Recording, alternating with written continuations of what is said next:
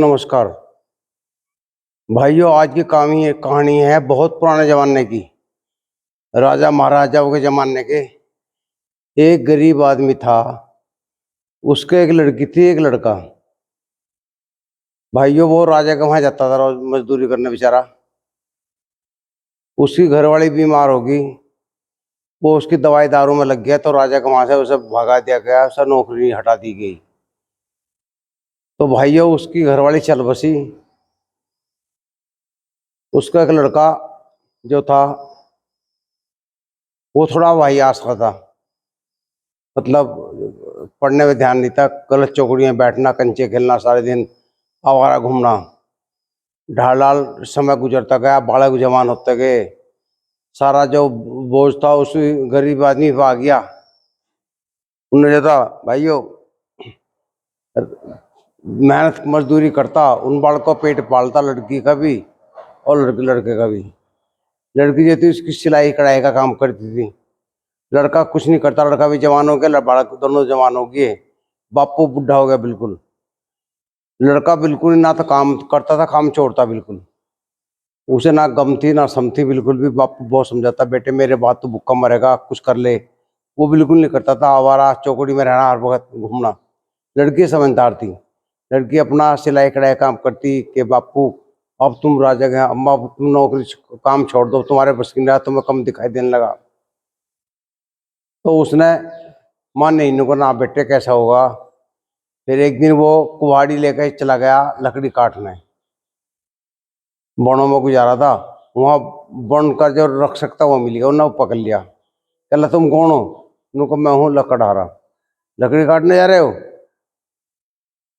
तुम्हें राजा सजा देगा, तुम लकड़ी काट रहे हो चोरी से, सजा मिलेगी। नुको जी मैं तो आज ही आया, मेरे लड़की जवान है, शादी करनी है, मुझे खर्चा बहुत है। उसे दया आ जा, पतकुल जो होता है क्या बोलते हैं उसको।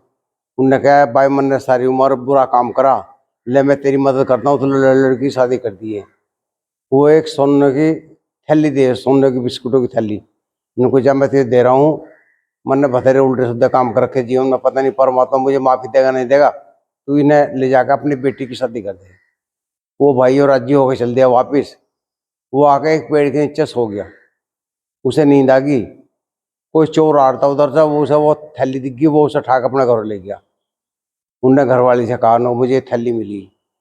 घरवाले ने उसे आन तानी कही, बहुत शर्मिंदा करा कि हमें हराम की दौलत नहीं चाहिए, मेहनत से कर कला। उधर जो बुढ़ा आदमी था बेचारा घर आ गया। उनने लड़की से कहा, लड़की कहने लगी आप तो पिताजी सूदखोर आए थे अपना पैसा मांगने। और बड़ी उल्टी सीधी कह गया वो। तो वो जो था बुढ़ा बेचारा बड़ा गुस्साया, वो सूदखोर की तरफ चल दिया गुस्से में। वह तो लड़की क्या कहा, सूदखोर कहना मैंने तो नहीं कहा, लेकिन एक बात मैं कह रहा हूँ, तेरे बस की खर्चा तारना है नहीं तो अपनी लड़कियां ब्याह कर दे मेरे से। उस बुढ़े को बहुत गुस्सा आया। वो उसे कह के चलाया उनसे वापस। उनको मैं कल आऊँगा, तुझे घर से बाहर काट दूंगा, मेरे पैसे दे दिए। तो भाइयों उसे बड़ा दुख हो। वो अगले दिन फिर कुआड़ी लेके चल दिया पेड़ की तरफ को, लकड़ी काटने के नाम का। उधर से वो चोर आ गया। उनने वो देख के उसे, वो बुढ़ा उस पेड़ के नीचे आके बैठ गया। उसने कहा भाई तुम कौन हो? उनको जी मैं ऐसा ऐसा कल यहाँ इधर से गुजर रहा था, मैं कुछ ये थैली ले गया, इसमें कुछ था सामान। बुढ़ा कहने लगा ये तो मेरी थैली है, सोने की बिस्कुट थे इसमें। नु कहा तुम ही थे? नु कहा नुक यहाँ क्या कर रहे? नुक मुझे नींद आ गई, मैं यहाँ सो गया। नुको तो भाई तू ले थैली को, अपना काम कर ले, मेरे तो घर वाले ने मना कर दी लेने। वो इधर जो था बुढ़ा, वो बेचारा उस थैली को अपने घर ले गया। घर ले जाने के बाद में अगले दिन फिर उसको दुख हो रहा। उन्होंने उसको दूर कर सारा कर्जा निपटा दिया। नुकले पकड़ और उनको भागे से। सूद को कहने लगा ये कहाँ से आया तेरे पे पैसा, किसका चुराया? तो तुझे क्या मतलब इस बात का? भगवान ने दिया, भगवान देने वाला है, गरीब का भी कोई ना कोई होता है। तो भाई बुढ़ा जो है अपने लड़के लड़की की भी शादी कर दे। लड़का उसका भाई आता है, लड़के कौन ब्याह करता। कुछ समय गुजरा है, बुढ़ा गुजर जा, लड़का उसका नहीं रह जा, ना तो कोई ब्याह करता ना कोई संवारता। भाइयों, मेरा युवाओं से निवेदन है कि वे पढ़ें जरूर, और हर आदमी अपने बच्चे को पढ़ाए, शिक्षित करे। अगर नहीं पढ़ते तो बच्चों को खुद सोचना चाहिए, उन्हें भविष्य की चिंता करनी चाहिए कि वे क्या करेंगे, क्योंकि उनके पास कोई प्रॉपर्टी नहीं है तो वो तो भूखे मरेंगे, भिखड़े मांगे। भीख मांगना हर आदमी के पास का काम नहीं है, ना हर आदमी पे हाथ फैलाया जाता। फिर वो गुंडागर्दी करते हैं, पुलिस पकड़ती है, केस बनते हैं। तो भाई इस चीज़ से बचने के लिए ईमानदार रहें, अपने वजूद को देख कर काम करें। अगर हमारे पास इतनी धन दौलत है कि हम बिना पढ़े भी काम चल सकता है तो बात मजबूरी है, लेकिन अपना अगर कुछ भी नहीं है तो पढ़ाई जरूर करें। शिक्षा ही ऐसी चीज़ है जो नहीं बट सकती। शिक्षित रहोगे तो कुछ बनोगे, नहीं तो बेकार हो, दुर्गति है, कोई तुम्हारी कदर नहीं करेगा जीवन में।